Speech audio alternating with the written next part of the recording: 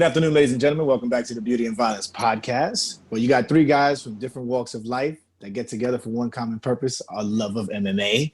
And we're here to talk about UFC 256 that just happened yesterday. And oh man, we are fired up. Fired up. But before we even talk about it, I actually have a random question. And it's just straight up. Was last night's main event better than Zhang Weili versus Joanna Jędrzejczyk? Oh, I was going to ask that question later. I'm throwing it right at you. Man, okay, so that's a tough one, right? So with the Zhang Weili fight, it was another one of those type of fights, and it also showed on the opponents, like what you call it, Joanna's head like blew up to like 3 times its size or whatever. Legit. Didn't look human anymore. Yeah. They were both extremely technical. I don't think we've ever seen a woman fight like that technical. Like because when you watch Cyborg and Amanda Nunes, that wasn't really that technical. Like it was just a domination kind of. So but then when you look at this one, I'll say this. I felt like this one felt more like a movie. Like it felt more like I was watching a movie. Like it did certain things. You felt like you heard like a theme song in the background while they were fighting. It was like the Kumite was playing in the background, you know? Yeah. Exactly. Like certain parts of this didn't even feel real. Like because you're just not supposed to be able to absorb something like that from a serial killer like Figueiredo. And agreed. We'll get into that. We'll get into the main event though. What about you, Jen? How do you think, like, because immediately, you know, I'm talking about after the first round, I was like, this is a potential fight of the year candidate right here. But then, you know, like halfway through the fight, I'm like, oh man, but wasn't Weili Zhang this year with Joanna? And that has my heart to this day. And it's so hard because I'm so hot off of this fight, you know? It's like, how do I do this? That's the thing. Like, that's the thing. It's easy. It's hard to say because I have to rewatch the fight again. It's really hard to say, but this fight, you know, what I liked about it the most is that, you know, most of the guys who fight Davidson can't take that kind of damage. They can't take that kind of, you know, striking, you know, and the power.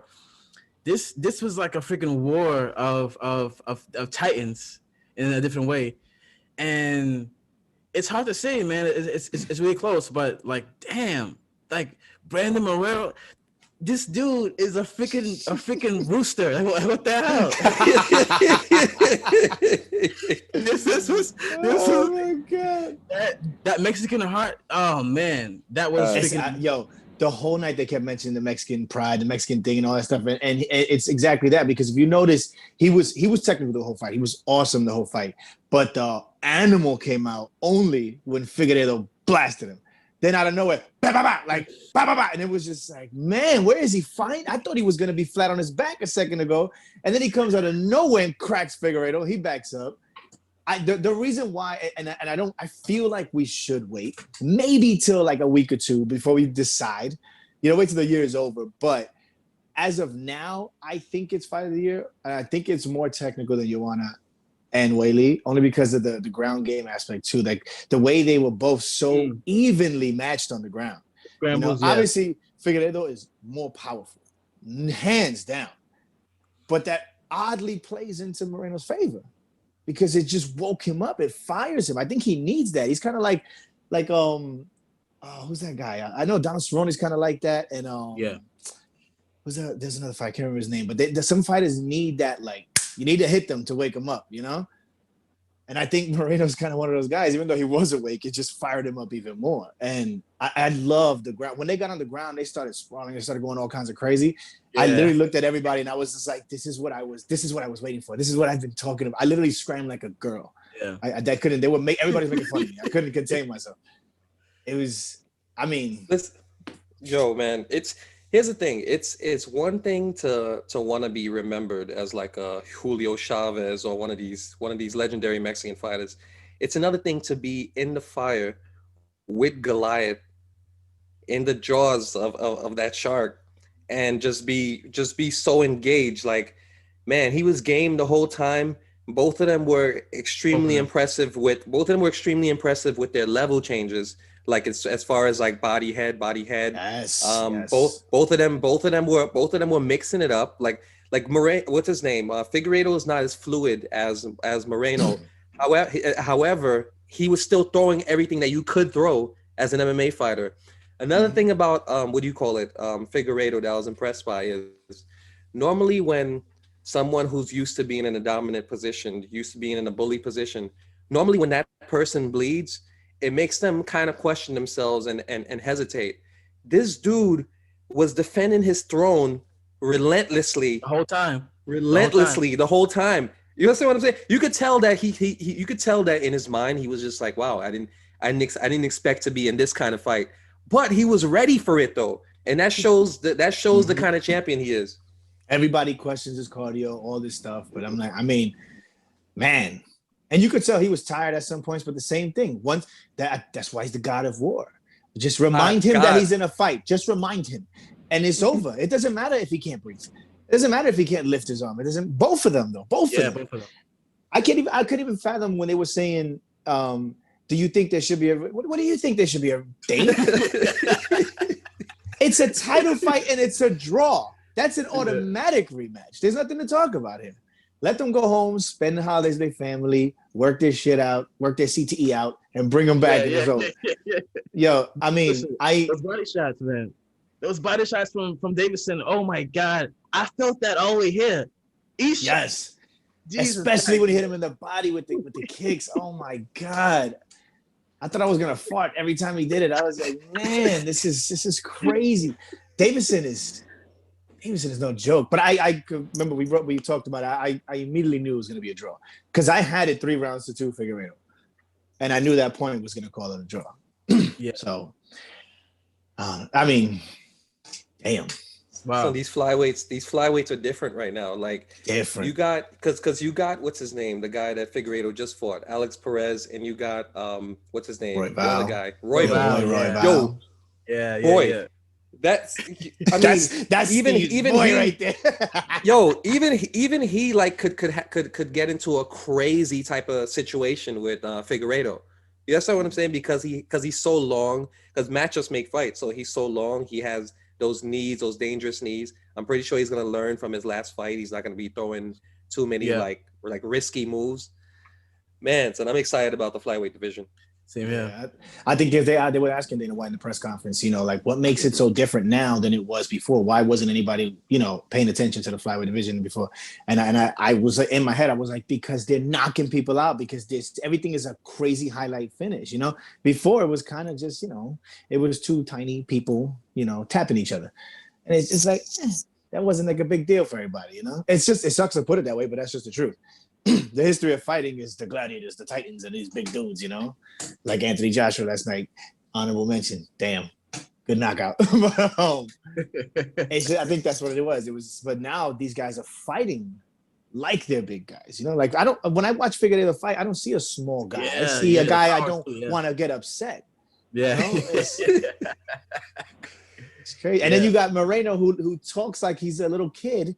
And then he goes in there and he's like Diego Sanchez. He's there for all of it. It's that too. That I enjoyed too, because like the personality clash, seeing the weigh-ins and him doing the heart, and then seeing like F that, I'm gonna kill you. Seeing that contrast kind of remind me of like Ryu versus Akuma or something. You know what I mean? like that was a crazy contrast to see. Amazing fight. Legit. There's something to be said about going out there, having fun, and not really caring so much about the fact, not focusing so much about the fact that you're in a fight. You're focusing more on just having fun and just bringing your best and doing what you love. You're in there trying to figure out a code. And that's fun. Troubleshooting is fun. You got to be a troubleshooter to be a fighter. And you could tell he loves it. He loves that. He loves that he doesn't know what the hell's gonna happen in there. He just knows when I'm in there, I figure it out. That's his thing. It's man, kind of like Charles Oliveira. Listen, man, same thing. He's that guy when he's in there. It's all about he knows what he got. He knows his tools, and he just. Joe Rogan said a good thing that he said he's never out of line or out of sight. He's always there, no matter what. And I said it. I told you guys he was going to win. Granted, he won a decision. I did say first, second round, but I said it. I had Well, like, you know Oliveira what? is the dark horse. Well, you know what? I can't even really fault you for not getting that first round pick because he Yeah. did pretty much break his arm. You know what I'm saying? Like Tony Ferguson just didn't tap. There's no way he's Like gonna tap. but 10 out of I'd 10 like. people who are in that situation, like that's it. I gotta say something. I feel like Tony tapped. I watched It's it maybe again. controversial. I watched it a couple times, and you see it. He goes like this, and then like he just puts he immediately realized he didn't want to tap, and like he held. I don't know, bro. I think he thought about it. I screamed immediately. I was like, he tapped, and then he kept going. I was like, am I losing my mind? And they showed the replay, and I was like, bro, he tapped. I mean, I'm not sure it was a tap because like I watched it again too. It looked like he placed his hand there, and he thought about tapping. He thought about it. He's like, nah, forget it. If it breaks, it breaks. You know, it is. That's what I'm saying. We see a tap is more like a 1, 2, 3. It was like a half. It was like a 1.5. I think I got this. But I don't know, man. It was rough. I'm glad. I'm glad if he did, they didn't see it because I love to see Tony, go through the fire. That's his thing. But man, go ahead, Steve. Because man. Yo, I'm not gonna lie. Like, when I was watching that fight, like, all I could really feel was sadness, and like, besides that, all I could think about was, man, like, I've seen him get mounted by Kevin Lee, I've seen him get taken down pretty easily by Charles Oliveira in this fight. Like, man, if Khabib was to get that man down, like, no one neutralizes jiu-jitsu like Khabib does. So I think there's a reason why this fight has been booked 5 times and it never happened.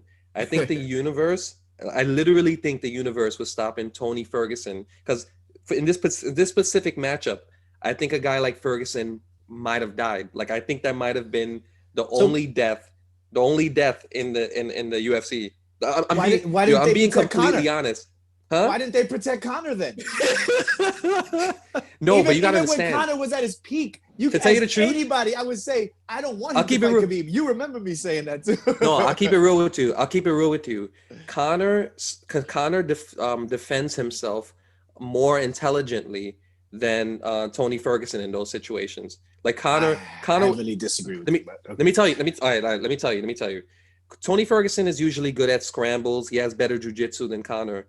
But we saw when Khabib was on top of Conor, Khabib was almost more emotional than he's ever been. Like, he was more emotional than he's ever been in any fight. So he couldn't really, I don't feel like he even fought Conor to his highest potential because Conor brought so much like venom out of him. But like in terms of like Tony Ferguson, I feel like history has shown that Tony Ferguson gets caught like in these mounted positions by like strong wrestlers, and he's not like the best defender in that situation. And Khabib, man, can you imagine what Khabib would have done if Khabib was on top of him like Charles Oliveira was? Can you imagine like what would have happened? Here's the thing with Tony Ferguson though, is that I have this whole pre-COVID, post-COVID Tony, that those are two very different people. Pre-COVID Tony was the guy I said that he's the one of 2 guys that could beat Khabib. I think the only guy in my opinion at the time pre-COVID that I said will beat Khabib, and I for some reason still kind of think that is Nate Diaz. I have this weird feeling that Nate Diaz can beat Khabib. I have this strange feeling about it because I just think he's that kind of fighter. Diaz. Yeah, I've always said that from the get, and I just said Tony Ferguson was the other guy that has potential only because I just saw him either working off his back or getting out of it. But then once the whole COVID thing hit, and he went through his personal issues and stuff like that, he just hasn't been the same. He hasn't like been ferocious like he normally is. Like he hasn't shown his prowess in a while. And I've told you guys before that the when we were talking about who's next for Khabib and all this stuff, Oliveira, if I remember correctly, is the only lightweight top contender that is on a streak. Everyone either has just 1 win or they lost their last fight. And that too, I was gonna say, let's not take the credit away from Oliveira. He put in the work. He's gotten better striking. He was sharp on the ground. He prepared really well. So he earned that victory. You know, it wasn't like Ferguson was just like done. Like Oliveira is that good. So during this fight, 100%. I was sad and happy at the same time. I was sad because Ferguson's my dude. I was happy because I bet money on Oliveira, but I was also sad that I didn't bet enough on Oliveira to get. But yeah, You should have. You should have. He basically dominated every single position in that fight. He had an answer for everything Ferguson gave him. The striking, the jiu-jitsu, everything he had an answer for. It was really basically a perfect performance you can ask for. Now, I definitely agree that Oliveira put in the work. You know, he was dominant everywhere and everything. But the thing about it is, I do have to. I feel like we still got to realize that Tony wasn't. He still wasn't himself completely. Like he wasn't like that relentless dog that we're used to seeing. Like usually when Tony is in a position where he gets hurt, his instincts take over, and then like this momentum starts to hit. He starts to hit this flow. He's usually not afraid to pressure for too long. You know what I'm saying? So I feel like some of that, like we can't like overlook that like too much. You know what I mean? Like I think he's. But that's why I made that point to, you know, the personal stuff he's dealt with. I don't really want to speak on it too much, but things like that, the quarantine when it hit and all that stuff, and plus the damage that man has taken in his life. Man, that's a lot of trauma. Knock that, you know, like, and that's some serious shit. He's taking some real damage, and I think that's playing a part. This was kind of like the change of the guard. And I've said this from the beginning. Like Oliveira, I knew he was going to beat Ferguson. I didn't not necessarily want him to because I love Tony Ferguson, but yeah, I knew it. And I told you guys before, I think he should be the one to beat Khabib's last fight. As much as it's not like the biggest marketable, of course the UFC is going to want Conor McGregor to beat it. But Khabib has said it many times. He doesn't want to fight Conor again. It all depends on what Khabib wants. Does Khabib want just a quick money fight? He knows he's gonna fuck Conor up, and it is what it is. We all know he's gonna fuck Conor up. I love Conor McGregor. Y'all know that.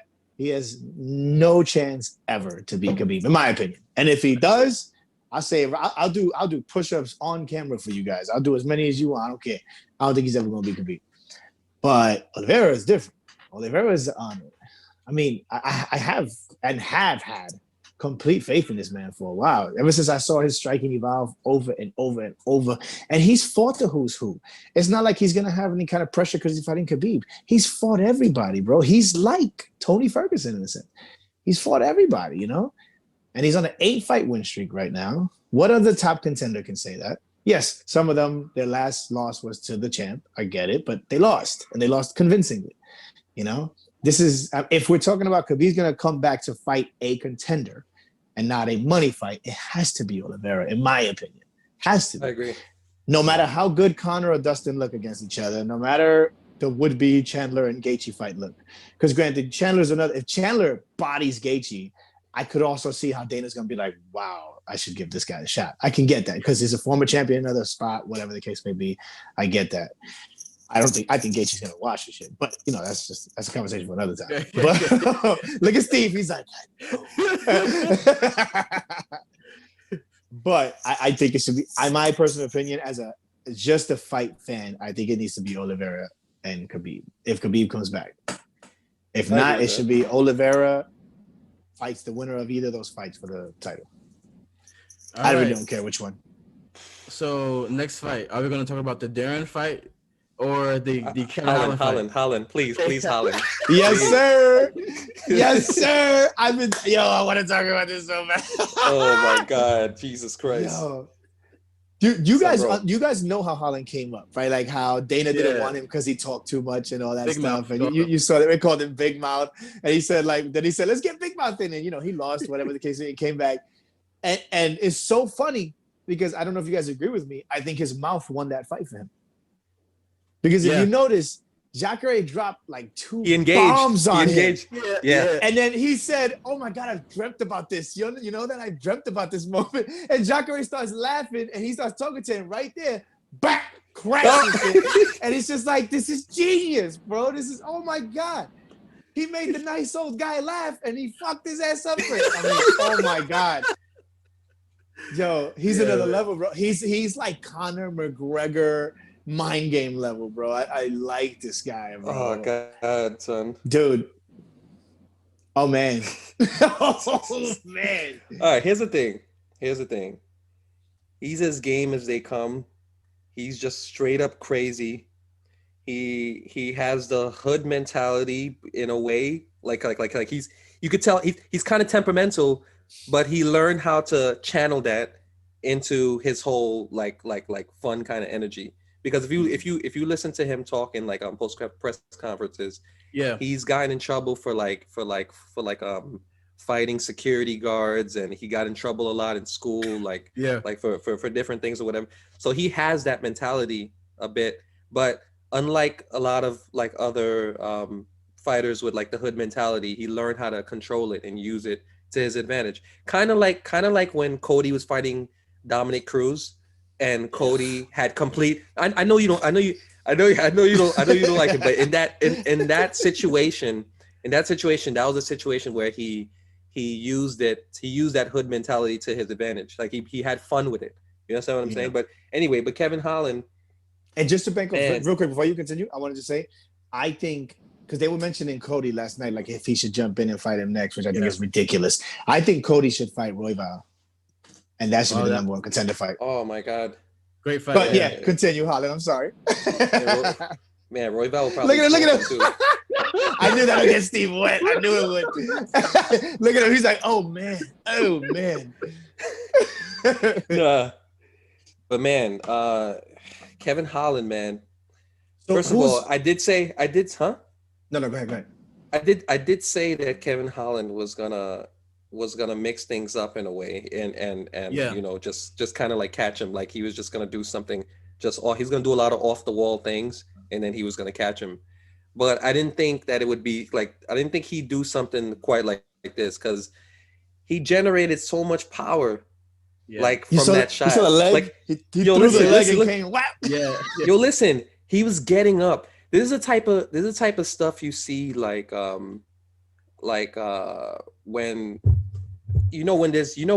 you go to the hood and then there's just chaos going on, and then and then someone just does something random just from like instinct.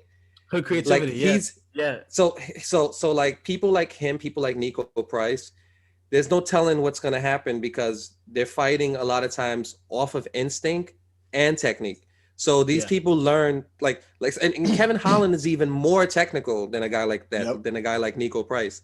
And he has those fighting instincts like a man, that was insane. It's similar to John Jones, where like in training, you heard his coach and I was watching what they call it, the countdown, and his coach was saying, we did a couple of things, we worked on a couple of techniques, and then he's like, and then we just let Holland be Holland. And that's just what it is, because you can't teach that. You have to let him just work his shit out, And then you also gotta understand too, he's made of the same kind of fabric of like a Hamzat, like a Moreno type. Like he just loves to fight. He's obsessed, He's so not only is he crazy enough to do the kind of things that he does, like inside the octagon, but he's crazy enough to actually think he can fight 5 times, 6 times in 1 year, and then he does it. And because he's that crazy, he's actually able to do it. You know what I'm saying? He's barely taking damage. He's barely taking damage in 5 fights. That's barely been hit, made a ton of money, and he wants to fight Saturday again. Dude, he listen, man. This guy he's really came into his own from when he first came to the UFC and now. It's like, and what's scary is he's getting more and more dangerous each fight. He's getting more and more dangerous each fight. So you don't know what he's gonna do next. He's a legit competitor. Like, he's a scary dude now. You know what I mean? So like now I actually want to see him fight, Israel Adesanya, or fight the top 5, in the division.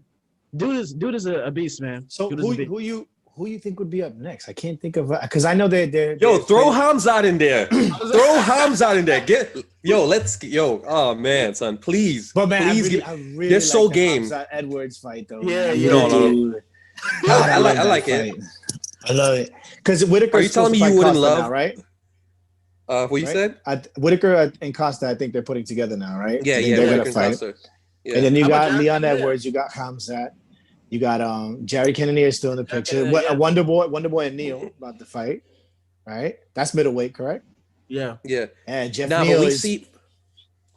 Thing is, we see with the COVID era that nothing is promised. You understand what I'm saying? Yeah. Like you can get excited, you get so excited for these future fights, but they may not even happen. And you know, Edwards he was losing weight like crazy, like this. lost He was 12 showing pounds crazy off that sickness. 12 Damn. pounds. So who knows if he's even gonna recover? And like, according to in Donald a short Trump, period of after you time. have it, you're immune. So Hamzat's good to go.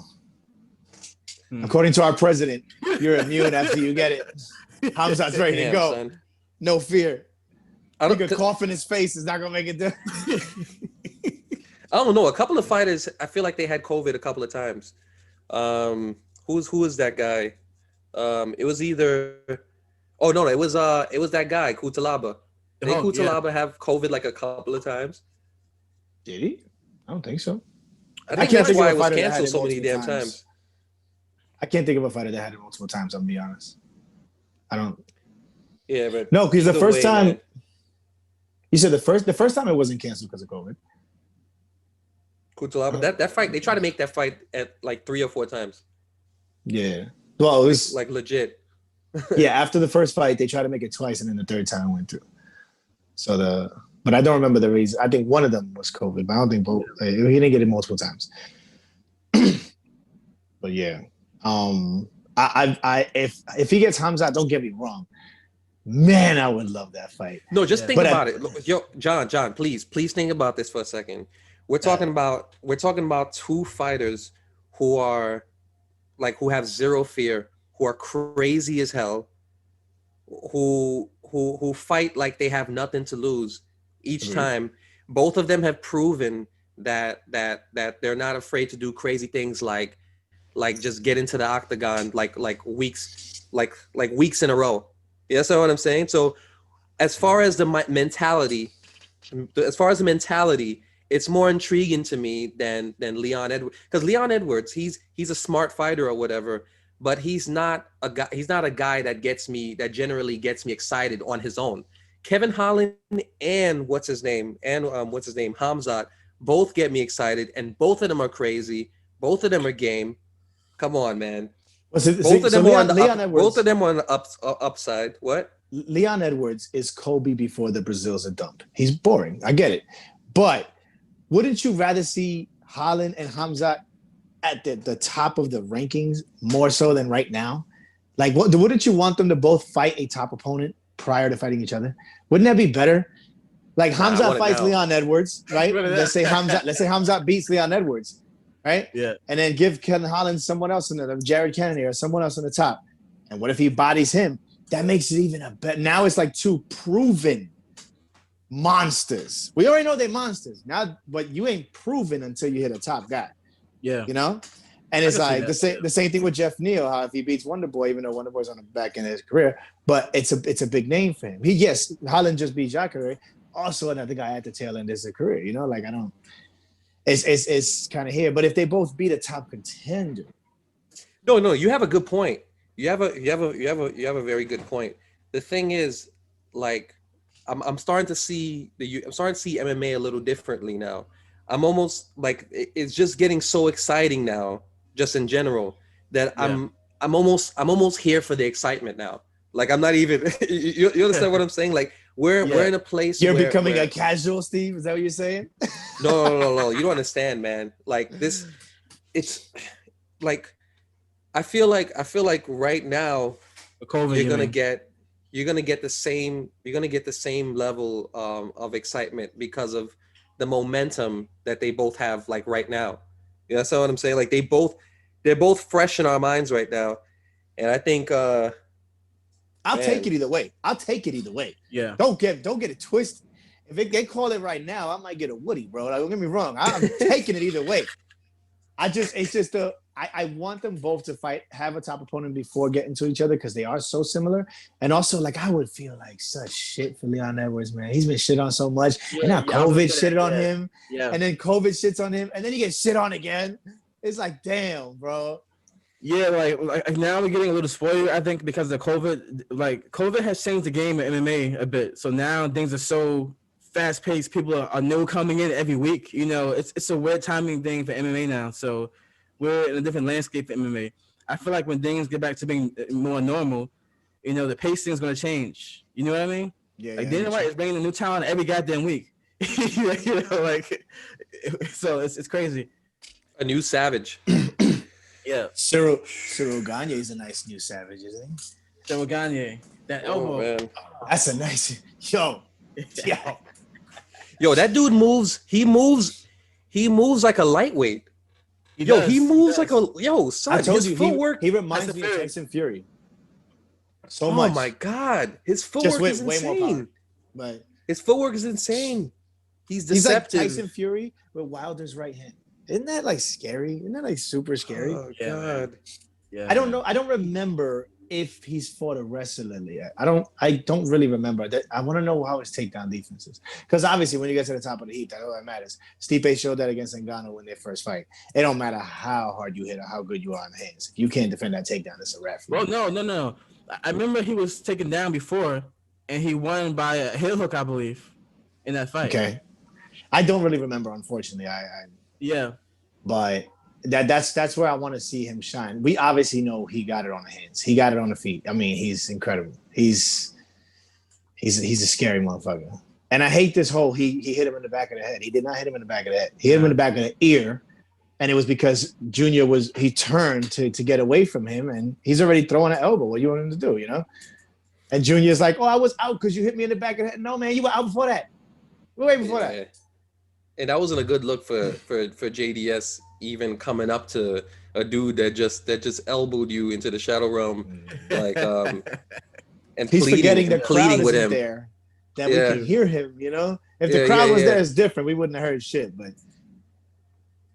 Yeah, you know, in the heavyweight division, you don't plead after you just got like elbowed into the shadow realm. Yeah. But I think Cyril should get Derek Lewis next. oh man, that'll be interesting. Honestly, no one in the division moves like him. So I think he's a pretty dangerous. He might be top 3 dangerous guys in the division, low key. And I hope he keeps ascending, and I hope him and Ngannou meet one day, because that's gonna be like when Lesnar fought Uberim and they were both jacked up on mountains of steroids. Remember that? Remember that stare down? It was just like, I am so small and frail looking at these two men. This is crazy. I still got the picture saved in my phone. I love that picture. That's gonna be crazy. I think Ngannou bodies him, but you know, that's gonna be crazy. All right, to all the viewers, time for a quick break. We'll be back shortly.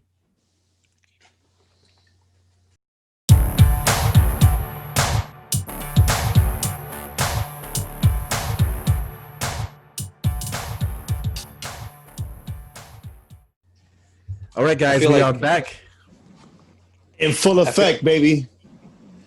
Oh man, okay. So I'm gonna give special shout outs to the 3 people who I was extremely impressed by.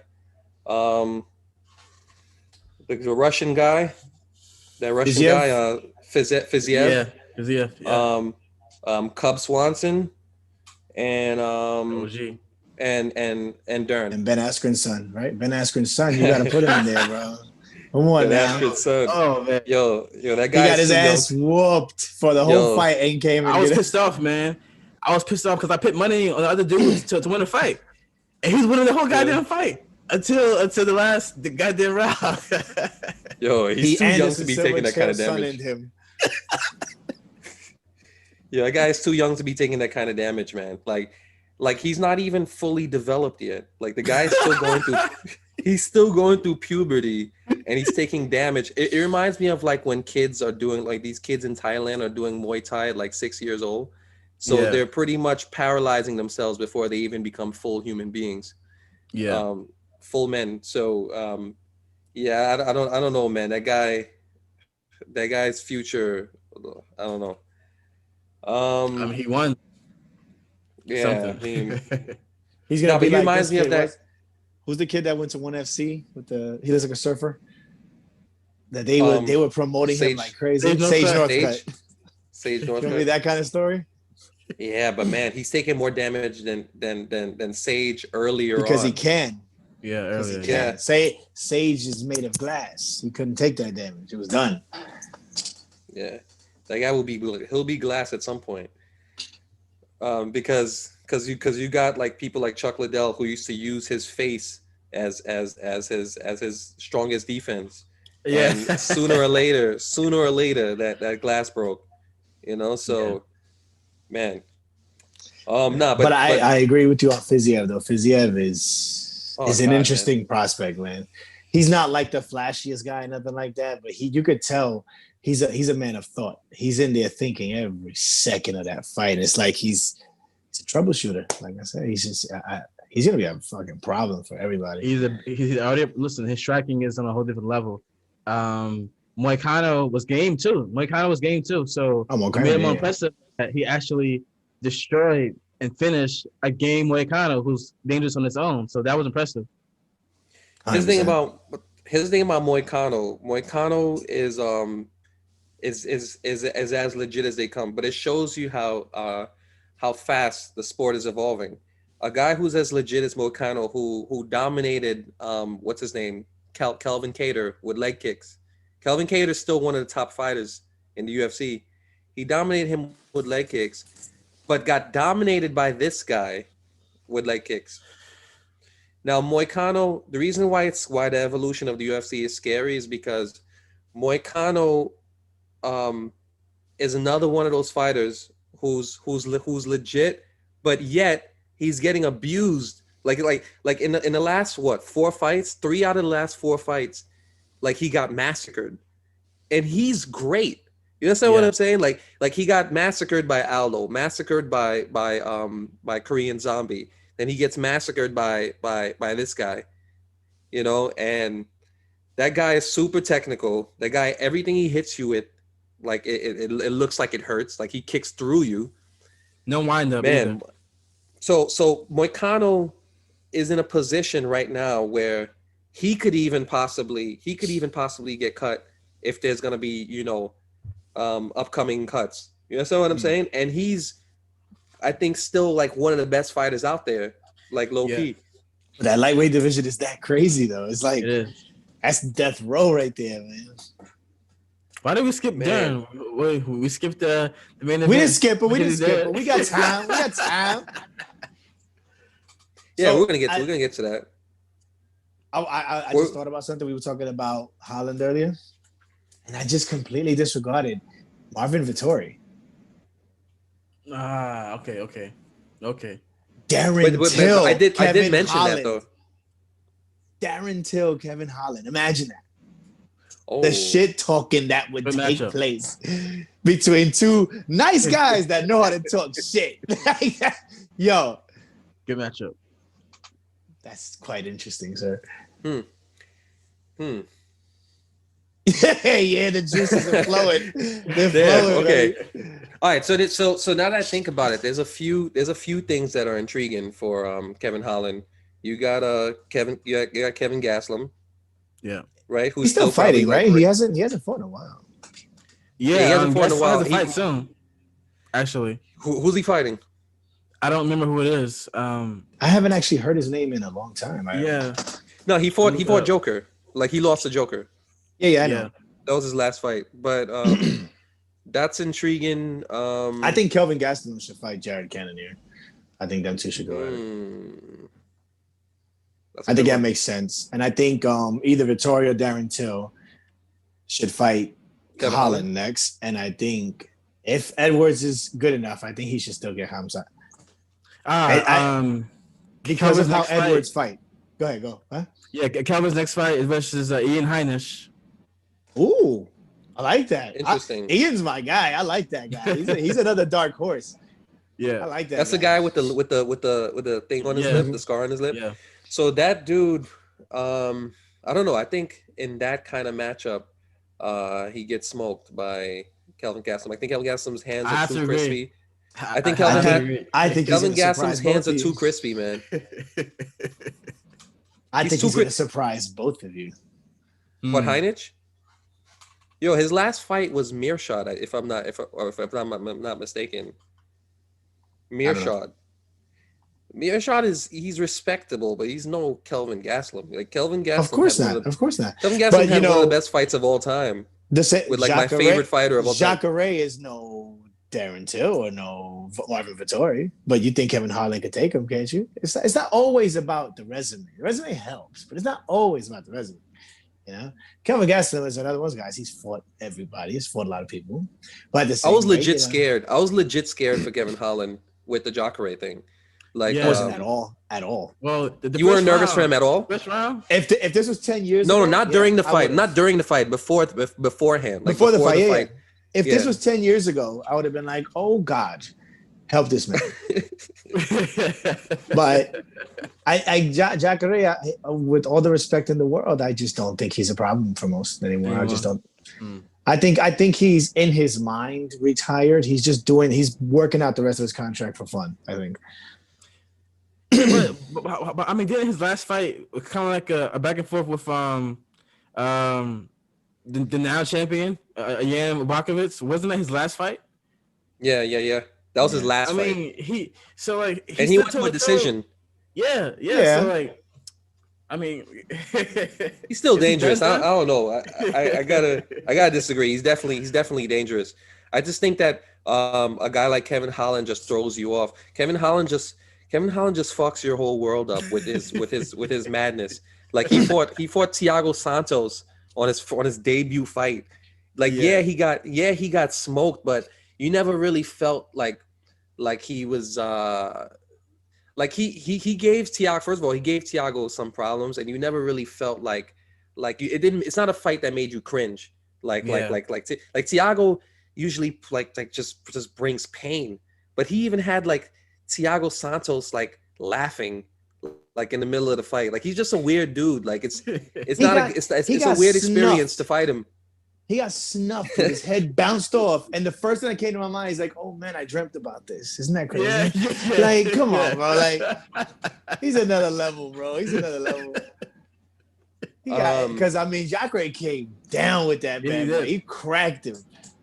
And he got excited off of that, bro. This guy is 730, bro. He's a psycho.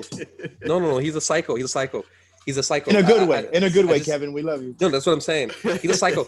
He's a psycho. Just like Brandon Moreno's a psycho for taking that nut shot, almost throwing up his guts out. Oh my God, and then coming back stronger. You understand what I'm saying? Like certain fighters are psychos. Like I think we can classify. Yeah. I forgot about that nut shot, bro. That thing sounded so bad when it happened, bro. Playing too, yeah. I was sitting on the floor in my living room and I was just holding myself like, oh my God. Oh my Lord. And I had my two girl cousins there and I was just telling them, I was like, you don't understand. You don't understand. You really don't. I know y'all go through some stuff like pregnancy and stuff we'll never understand. Y'all don't understand that. I'm telling you. I'm like, this man they were laughing because he's about to throw up. And I said, I've been there. I know what he's going through. Oh man. And a man like me, I'd have been like, fuck this. I can't do this. That man almost, all right, let's do this. And came back stronger. That was his best round. You could see him, listen, each time he was hurt, you could see him regrouping himself like, okay, this is wartime, I'm ready, let me eat that and keep going forward. Because sometimes he'll get hit and be like, he'll do like a little wall. Yeah. And then bang, bang. I mean, harder hits than he's hitting before. And it's like, oh man, this dude, yo. Nah, but that shows you how good the main event is. We found with all these good fights, we still found a way back to the main event without getting to the rest of the fights. Yeah. But like okay, so let's show Mackenzie Mackenzie, right? Yeah. You gotta give. What you gotta say? Well, as I said, they made a good point during the fight, where it's like everybody was ready to say this jiu-jitsu dream of a matchup, but a lot of the times when you have two high-level specialists, it ends up not being that. Like Usman Covington, everybody thought this was gonna be a wrestling grapple match, and it ends up being a fist fight. It's like it kind of happens a lot. So, and I was very, very happy Mackenzie Dern won. I'm not gonna say why. You guys know why. I'm not gonna say why. But I'm very happy. And I was definitely impressed with the improvements, the small improvements she made with her striking. I was impressed. I was even more impressed with how game she is. Like her nose was Yeah, broken. broken Yeah. nose, bro. She had a broken nose, and she fought harder. Comes in You know what head I'm saying? first. Pa, pa, pa, like, Head first, she put that pressure on. She was relentless. Yeah. Dana White even said it. That fight was fight of the night before they the main event they stole stole it. it from them. So it's Yeah. a no, Yeah. but that the thing about the main event, the reason why it stole it was because that was like literally like that was divine intervention. Yeah. You know what I'm saying? Like there's just certain Yeah. things that are anomalies, and that was like one of those anomaly type of fights. But that was a great fight though. The Mackenzie Dern Yeah. fight was a great fight. Like Absolutely. both of It them were was game. excellent. Both of Excellent. them were game. Both of them were high level jujitsu players. Both of their striking wasn't like super high level, but they were both comfortable enough like in that fire. So I told Yeah. you guys yesterday, and I stick with that theory, is that I do think Dern is going to have a belt around her waist. I don't know when, but I think at some point in her career, she's going to have the belt around her waist. You know what? Here's the thing about Darren that I always liked. I mean, I've been watching her from when she was, I believe, in Invicta. So like, I was high on her from the beginning. Now, what I like about her is that even when she looked bad striking wise, even when like the other girl, Rebus watched her, she's so durable. She never gives up. She's so tough and durable, even then. So like she has a warrior mentality. She has that spirit in her. So all she has to do now is keep working on striking, and she's a threat to anybody because her ground game is so freaking good. It's so good that no one wants to get on the ground with her. So definitely might be champion depending on how things go. The top five. side I got note, it. side note, you just mentioned Rebus. So I think Rebus, It's Rebus who? Rebus, Amanda Amanda Rivas, right? Rebus. Yeah. Okay, you're talking about Amanda. Okay, let me make sure. Okay. Amanda Rebus. Okay, so you mentioned her, and I think that's another person who like the future is like super bright for her. She might be the toughest matchup for Zhang Wei Li right now because It's because her striking is so solid, and her jujitsu is really solid as well. It might not be like Mackenzie Dern level, but the way she yeah. mixes everything together, man, she's man, she's the dark horse of that division right at this moment. Mm-hmm. Mackenzie Dern will catch up at some point, but Amanda Hebus has that right now. Like she has that. So You know who yeah. I'm excited Side that's note, coming back? What's that? What's the one? I think her name is Macy something. She's a strawweight Macy too. Macy Barber. Barber. Macy Yeah. Barber. Yes. I'm excited for her comeback, man. Yeah. Same here. Yeah. Same here. She's gonna be another problem, bro. She's not a Because she lost flyweight now. what her last fight, she lost. She injured her arm, right? Was it? She injured something. I think Didn't Yeah, you're yeah. she? She right. fought. She fought Roxanne. She fought Roxanne Happy in Warrior. flyweight. She fought Roxanne in flyweight. So I Oh, don't know if she's she's in gonna come back to. flyweight. Yeah, I don't know if she's gonna come back to strawweight, but she was a big girl. Mm. Um, She's not really big, but she thick. I want to say big, but she Yeah. thick. yeah, she thick. You could tell what was in his mind when he said that. Yo, she. Nah. Woo! I want to go back So, to you mentioned Cub Swanson earlier, and I oh my want to say God. like I honestly I think Cub Swanson is going to generally be like a gatekeeper from now on. No disrespect to him, but man, he looked great in that fight. He did. He looked like old school Cub, like old Yeah. school Cub. So Here's the thing about Cub Swanson. So when you say he's the gatekeeper, that's exactly what I was going to touch on. So Cub Swanson is the king of not letting the new ferocious talent get through.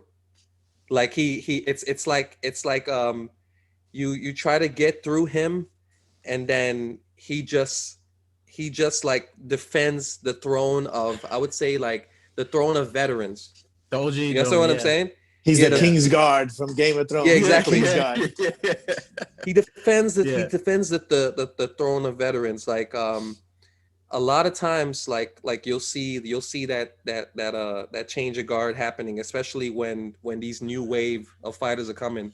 But what's impressive about him is that he's been able to make himself so fluid and Yeah. unorthodox throughout his career that his style still holds up it still holds up, and it's still a problem for new like great fighters and great fighters who are even durable. That guy was durable. The guy was kicking through his legs. But Cub Swanson was so sharp, and you gotta admire the fact that he can't even take that much. Like, he can only take so much damage at this point in his career because he's had such a long career.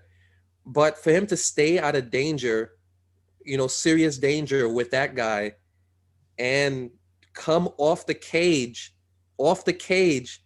hit him with that 3-piece, and knock him out.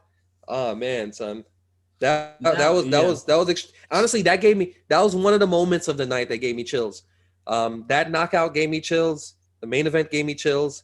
Kevin Holland gave me chills. Like, those main event gave me anxiety. It was like key. Anxiety. No, it gave me anxiety, but it gave me chills because you felt like you're watching a movie. There comes a point where you don't even feel like you're watching something real, because there's a lot of times where you look at a fight and you're like, come on, man, just come on, dig deep.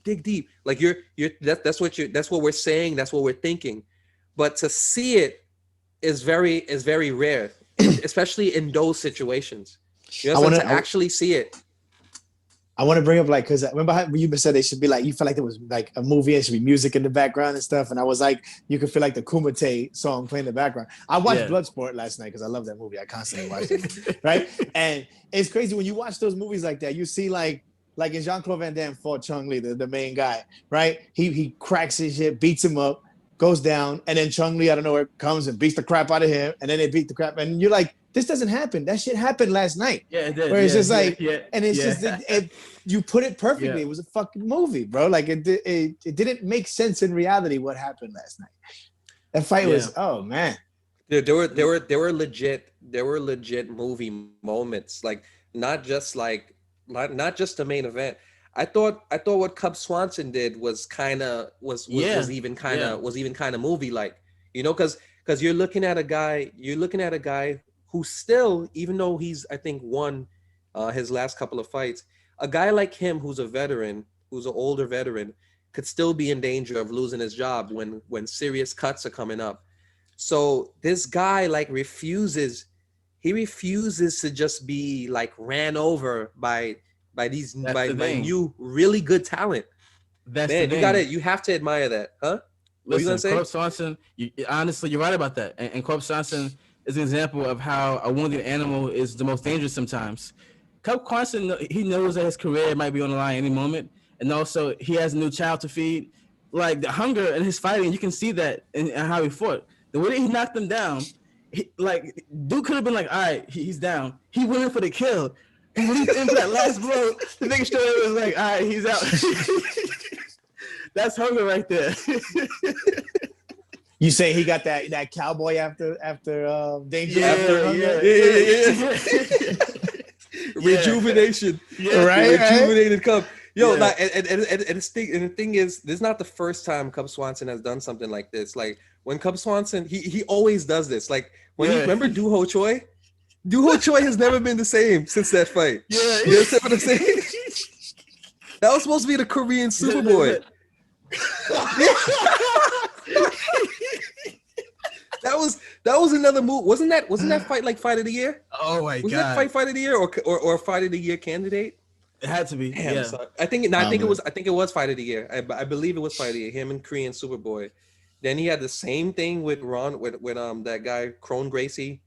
Like, he does this all the time. Yeah. Damn, you know what he needs to do? He needs to go on that same TV show Jorge Masvidal went on and find himself, so he can come back and start popping, have his own resurrection. Man. Yeah, man. So I think that covers like the main highlights of the night. Let me look real quick to make sure that like any fights that we didn't miss. Galvin Tucker versus Billy Quarantillo. You want to mention that fight? Yeah. I mean, it was a good fight on a normal night. That was definitely, a good fight. That guy was, definitely technically sound. Yeah. But in a night where everything was like chaotic, there were moving moments. Yeah. It's like that fight kind of just slipped my mind. But yeah, he definitely has a bright future. I think Billy Quarantillo is gonna have to learn. I think Billy Quarantillo is gonna have to learn to wisen up a little more and not just be game, but then add a little more technique to his game. We're forgetting somebody. Tisha freaking Torres Oh performance. shit! Okay, that's okay. That's she's definitely worth mentioning. Man, Jesus. Yeah. Yo, she looked like, sorry to mention him again, but that's my guy. She looked like Jorge Masvidal the way she was punching this chick. Jorge got those quick hooks in, bang, bang, bang. She looked just like him. The way, I mean, she was saucing her up, yo. She threw everything. Everything. Body kicks, head, body, legs, everything. And she slammed the hell out of her too. So she combined MMA perfectly in that fight. Beautiful. Son, she's like 5 feet. She's like 5 feet or 4'11", one of those. Listen, and she was fighting like she was the bigger fighter. Imagine Angela Hill would have actually not gotten sick. That fight would have been a freaking war too. That fight could have been fight of the night if Angela Hill didn't get sick. Not saying Angela Hill would have won, but yeah. Not saying she would have won. I think she would have kicked her afro off her head, son. To be honest, because honestly, Angela Hill would have been good for like the first round and a half. But the firepower that Tisha was bringing, knowing that Angela Hill usually fades like in the third round, I think Tisha Torres, man, would have brought that heat, bro. I think she would have brought way too much heat for that. Yeah. Like man. Yo, so after this craziness, the last card of the year is still pretty damn good, guys. That's a great card too. And Hamzat is not even in it. You got Neil. And you got Wonder Boy. See if Wonder Boy still got it, because Neil. Yeah. I think Neil's gonna body him, but I don't want to say. I mean, Wonder Boy, he surprises us time to time. He does. You got Jose Aldo and Cheeto, which should be a fucking war. Yeah. And then Chaos and Pereira, bro. That's the one I'm most excited about. That is the Ferguson Oliveira of that card. I can't believe that's not the co-main event. I can't believe it. And then you got Marlon Moraes and Rob Font. Marcin Tybura, Greg Hardy. That is going to be a burner. Pettis is fighting on the card. And this one's free. That's beautiful. Listen, even the early prelims has some great fights on it too.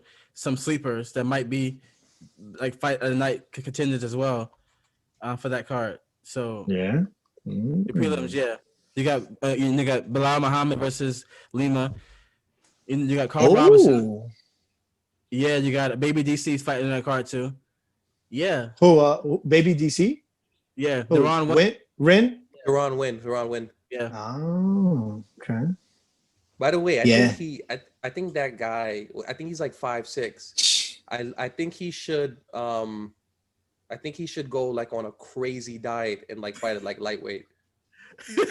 What is he fighting at now?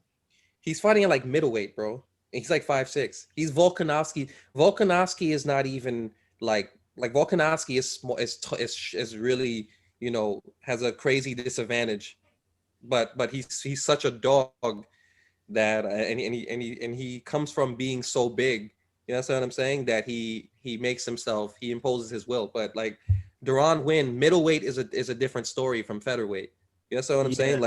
I think he needs to really that's reevaluate been the topic of conversation this whole fucking podcast. This is mostly the middleweight division because it's so crazy, man. I think there's a chance you can say the middleweight is probably the most stacked right now.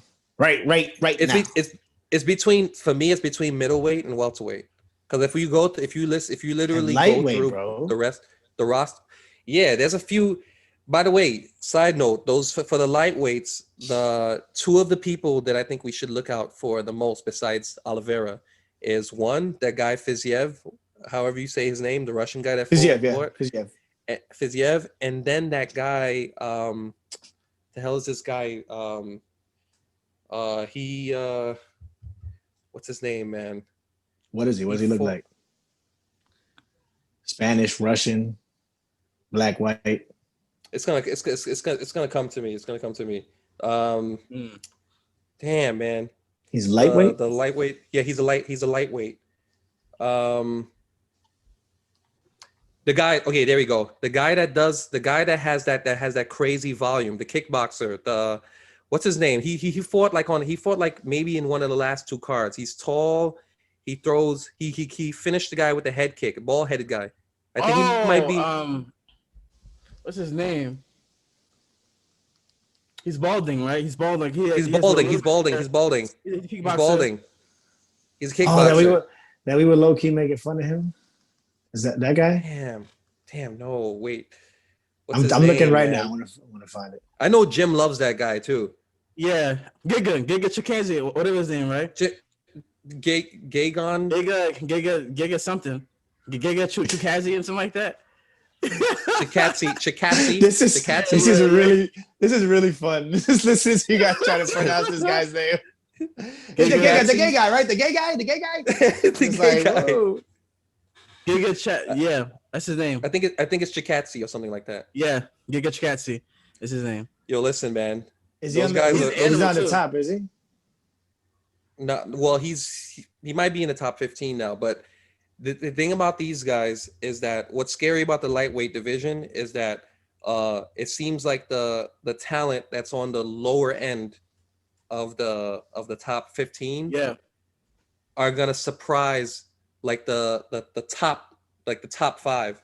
I mean, not Charles Oliveira, but the rest of them, because they're like the evolution of the lightweight division. Yeah. And their game, they're savages, they're super technical. Like that guy that just fought, Fiziev. I think he'll give anybody problems in the top 5. 100%. His striking is elite. You know what I'm saying? His striking is elite. The power, the speed. He's a great fighter. It's actually pretty. It's actually a gift to be a fan in MMA this era. It's actually a great gift because this is one of the most exciting eras in MMA in history. This is when the dream is being realized officially now. Like almost you could say almost damn near the entire roster are complete mixed martial artists because it's happening now. We still have specialists here and there, but like it's never been more prominent where like everybody's damn near good at everything right now. Yeah. So it's just like, the best fighter in the world conversation can really start soon, This is an interesting time. Yeah, for sure. Man. Yeah, I'm hyped, man. I'm hyped. Here. So that's it for today. It was a hell of a night of fights. We're gonna definitely see you guys next week for the predictions of this next like massive card, which is gonna be free, by the way. Yes, sir. It was good chopping it up with y'all. See y'all next time. Absolutely.